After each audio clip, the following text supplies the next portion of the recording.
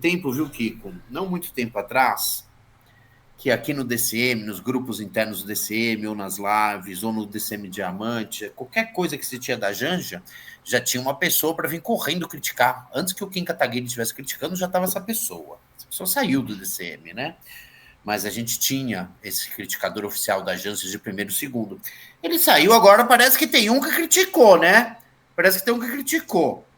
Né? O negócio que a gente já falou, já ficou botando, com uma mulher dessa, quem precisa de inimigo? E agora vamos ver bem se isso é verdade.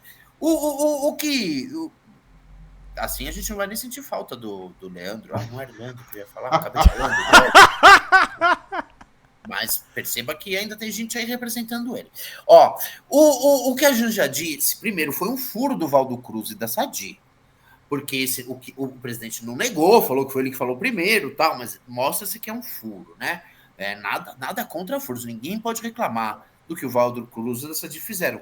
Dá para reclamar da Central Globo de jornalismo, de quem alinha a linha editorial dessa rede de comunicação, de dar tanto valor a isso, e não ao que o Lula foi fazer na China, o que ele obteve na China, né? Isso não era para dar esse barulho todo, mas esses jornalistas conseguiram esse furo, falaram com o ministro Bocudo. Aí vem o presidente Lula, como é que vaza reclamar? Pois é, presidente, não é de hoje que o PT é assim. Não é possível que o senhor vai ficar reclamando e não consiga regular isso no PT. Sempre tem um ministro que dá com a língua nos dentes. Nesse caso não é difícil, viu, presidente? Pede para a equipe de comunicação do Sidônio para ver quem é, a maioria das vezes, as fontes ministeriais no governo do Valdo Cruz e da Sadi. Aí você vai ficar entre duas pessoas, entre dois ministros, que eu já fiz isso. É isso que eu estou falando para o Sidônio fazer. Você vai ficar entre dois ministros que podem ter sido a fonte. Aí você vai e pergunta para um dos dois e fala, ou você cala a boca ou você sai do governo. Qual que é? Não é para vazar a conversa. Se a conversa foi íntima ou não, não sabe nada de diplomacia. Os encontros que não são íntimos são os encontros de segundo escalão para baixo, onde você trabalha tecnicamente os acordos. Encontro entre chefe de Estado é para ter o tete-a-tete, olho no olho. É para o chefe de Estado exercer sim a intimidade, chamar o cara para ir lá, vai dormir na alvorada, vai ter um almoço entre você e suas esposas, tal. Diplomacia se faz sim com tanto de intimidade, com tanto de falar as coisas que você não vai poder botar nos tratados. É um momento mesmo. Ou vocês vão assistir no House of Cards, via como o Kevin Spacey falava com o presidente da Rússia. É desse jeito mesmo que acontece. É desse jeito. Então, não vem reclamar da intimidade, do jeito que o presidente Lula falou com o presidente da China e vice-versa. Está indo muito bem a diplomacia entre esses dois países. A prova é o número de contratos comerciais que não param de ser abertos, um depois do outro. Agora, a Janja, tem gente que insiste em achar que a Janja mete os pés pelas mãos e não que o presidente Lula usa a Janja para falar o que ele quer e não pode. Foi ela mesmo que trouxe o assunto do TikTok, precisa mesmo do Xi Jinping ouvir isso na orelha, e não do Lula, com quem ele poderia falar, o que é isso que você está falando? Não, é a primeira-dama que falou, ele tem que dar uma risadinha e explicar, e tem que se comprometer o que ele se comprometeu. Se o Brasil quiser, ele mete o TikTok no pau. É isso que a diplomacia brasileira queria ouvir do Xi Jinping, é isso que a Janja arrancou do Xi Jinping. Apesar do Lula ter falado diplomaticamente que foi ele depois. Não foi. Foi a Janja.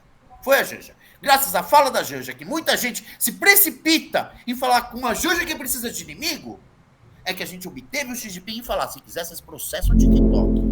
Porque eu sei que ele atrapalha às vezes. Então, um grande beijo à primeira-dama Janja. É só isso que eu tinha dizer.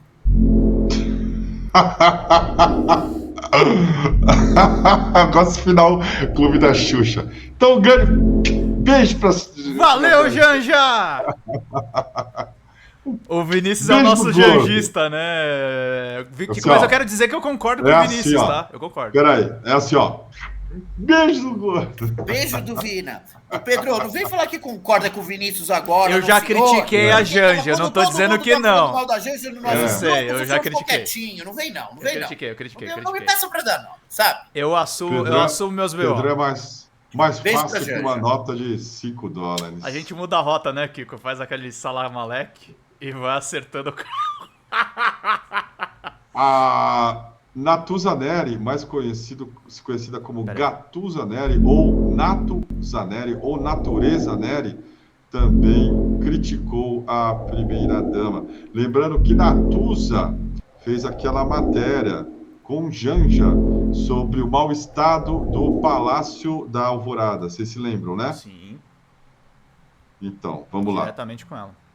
Fala, a pessoa tem que falar. Se não está previsto fala, não tem que falar. É uma quebra diplomática, uma quebra do protocolo fazer qualquer coisa diferente na casa dos outros. Sabe quando a gente aprende desde pequeno que a gente não pode fazer na casa dos outros algo que possa incomodar o dono ou a dona da casa? Em diplomacia, isso é levado ao paroxismo, ou seja, à extremidade, ao exagero.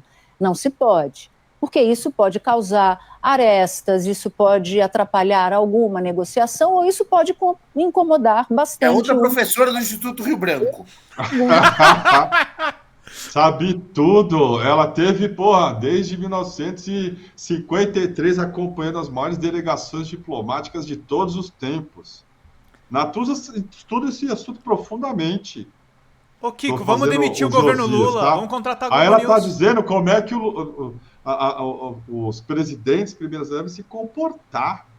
Tá? É assim, segundo Natuza Neri. Tem que prestar atenção, olha lá. Do relato de pessoas do governo ouvidas pela Sadi e pelo Valdo. Por que Janja pediu a palavra? E por que pediu a palavra para tropeçar ou escorregar numa casca de banana? É função de um integrante do governo? Sim. Não. Atrapalhar o protocolo? Não. Muito menos de uma primeira-dama. Vamos pensar aqui em outros parceiros de presidentes ou chefes de Estado.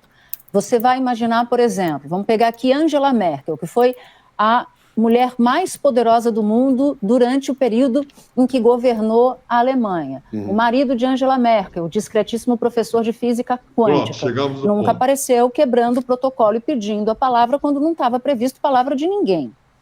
Vamos para um outro, Hillary Clinton, que já era uma política tradicional dos Estados Unidos, casada com o então presidente Bill Clinton.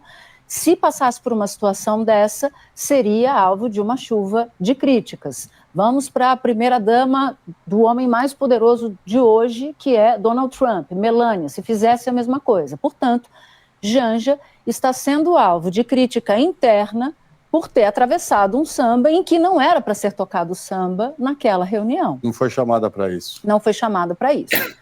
Isso é um aspecto da coisa, né? O papel de Janja no governo, porque isso reabre uma série de críticas que são normalmente feitas a ela.